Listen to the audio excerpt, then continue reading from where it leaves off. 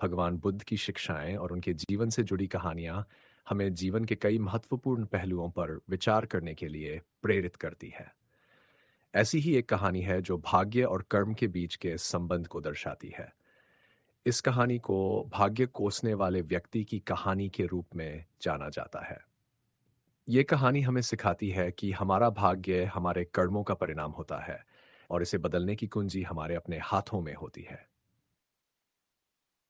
कहानी की शुरुआत भगवान बुद्ध का समय था, जब वे अपने शिष्यों के साथ विभिन्न स्थानों की यात्रा किया करते थे और लोगों को धर्म का उपदेश दिया करते थे।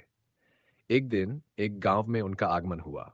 गांव के लोग उनकी शिक्षाओं से बहुत प्रभावित थे और बड़ी श्रद्धा से उनके प्रवचन को सुनने के लिए इकट्ठे होते थे। गांव के लोग उन्हें अपना मार्गदर्शक मानते थे और उनकी शिक्षाओं का अनुसरण कर जीवन में शांति और समृद्धि प्राप्त करने का प्रयास करते थे। इसी गांव में एक गरीब किसान रहता जिसका नाम सुदामा था। सुदामा बहुत मेहनती था, लेकिन उसके जीवन में कष्ट ही कष्ट थे। वह हमेशा दुखी रहता था और अपने भाग्य को कोसता रहता था। वह सोचता था कि उसकी गरीबी और कष्टों का कारण उसका भाग्य है। वह इस बात से बेहद परेशान था कि उसकी कड़ी मेहनत के बावजूद उसे कभी सफलता या समृद्धि नहीं मिलती थी। उसने अपने भाग्य को दोष देना शुरू कर दिया था और सोचता था कि उसकी सारी समस्याओं का कारण उसका बुरा भाग्य है। सुदामा का भगवान बुद्ध से मिलना। एक दिन सुदामा ने सुना कि भगवान बुद्ध उनके गांव में आए हैं और वे धर्म के मार्ग पर चलने की शिक्षा दे रहे हैं। सुदामा ने सोचा कि शायद बुद्ध से मिलकर उसे अपने जीवन की समस्याओं का समाधान मिल सके। वह बुद्ध के पास गया और उनके सामने जाकर अपनी समस्या रखी। सुदामा ने भगवान बुद्ध से कहा, हे प्रभु, मैं बहुत गरीब और दुखी हूं। मैंने जीवन भर कठिन परिश्रम किया, लेकिन मुझे कभी सफलता नहीं मिली। मेरा भाग्य बहुत बुरा है। चाहे मैं कितनी भी मेहनत कर लूं, मैं अपनी स्थिति से बाहर नहीं निकल पा रहा हूं। मुझे बताइए, यह सब क्यों हो रहा है? क्या मेरा भाग्य इतना बुरा है कि मैं कभी खुशहाल जीवन नहीं जी सकता? भगवान बुद्ध ने शांतिपूर्वक उसकी बात सुनी और फिर बोले, सुदामा, क्या तुम सचमुच मानते हो कि तुम्हारा भाग्य तुम्हारे जीवन की सभी समस्याओं का कारण है? सुदामा ने कहा, हाँ प्रभु, मेरा भाग्य ही खराब है। मेरी कड़ी मेहनत के बावजूद मैं गरीबी और दुखों से घिरा हूं। बुद्ध मुस्कुराए और बोले, सुदामा, क्या तुमने कभी यह सोचा है कि जो कुछ भी हमारे जीवन में होता है, वह हमारे कर्मों का परिणाम होता है? तुम्हारा भाग्य तुम्हारे पिछले कर्मों का ही फल है और तुम इसे अपने वर्तमान कर्मों से बदल सकते हो। भाग्य और कर्म का सिद्धांत।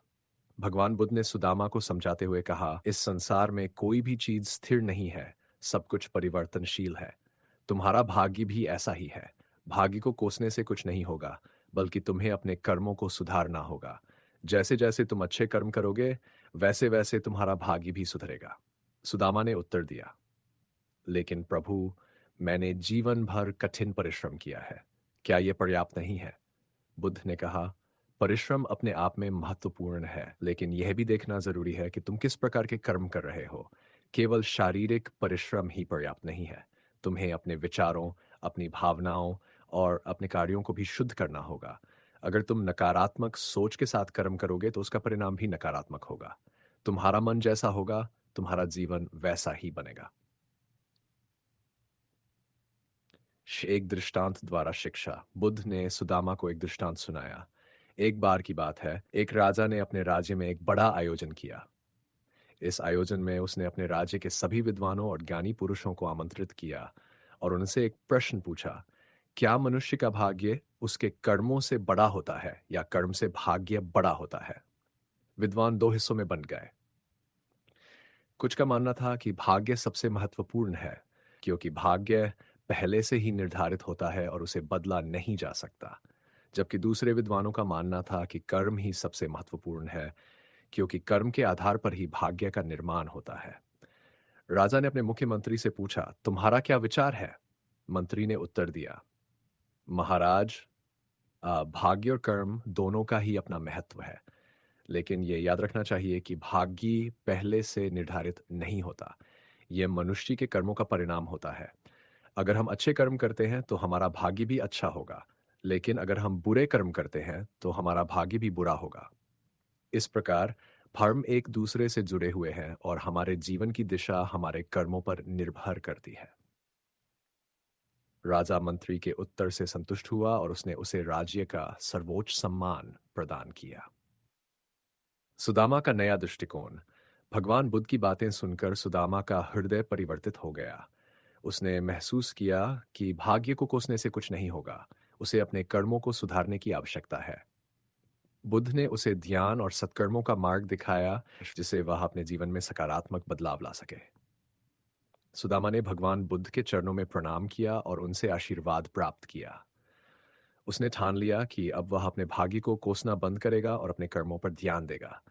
उसने अपने जीवन में ध्यान, सादगी और ईमानदारी को अपनाने का संकल्प लिया। कुछ समय बाद सुदामा का जीवन बदलने लगा। उसकी कड़ी मेहनत और सत्कर्मों का फल उसे मिलने लगा। उसकी फसलें पहले से बेहतर होने लगीं और वह धीरे-धीरे गरीबी से बाहर निकल आया। उसने समझ लिया कि भाग्य का निर्माण कर्मों से होता है और इसे बदला जा सकता है। हाँ, कहानी का संदेश। भगवान बुद्ध की ये कहानी हमें सिखाती है कि भाग्य और कर्म एक दूसरे से जुड़े होते हैं। हमारा वर्तमान भाग्य हमारे पिछले कर्मों का परिणाम है, लेकिन इसका मतलब ये नहीं है कि इसे बदला नहीं जा सकता। यदि हम अच्छे और सच्चे कर्म करते हैं, तो हम अपने भविष्य का भाग्य बदल सकते हैं। केवल भाग्य को कोसने से कुछ नहीं होगा, हमें अपने कर्मों पर ध्यान देना होगा और उन्हें सही दिशा में मोड़ना होगा। इस कहानी का सबसे महत्वपूर्ण संदेश यह है कि हमें कभी भी अपने भाग्य को दोष नहीं देना चाहिए। हमारे जीवन की दिशा हमारे अपने हाथों में होती है और हम अपने कर्मों के माध्यम से अपने जीवन को बेहतर बना सकते हैं।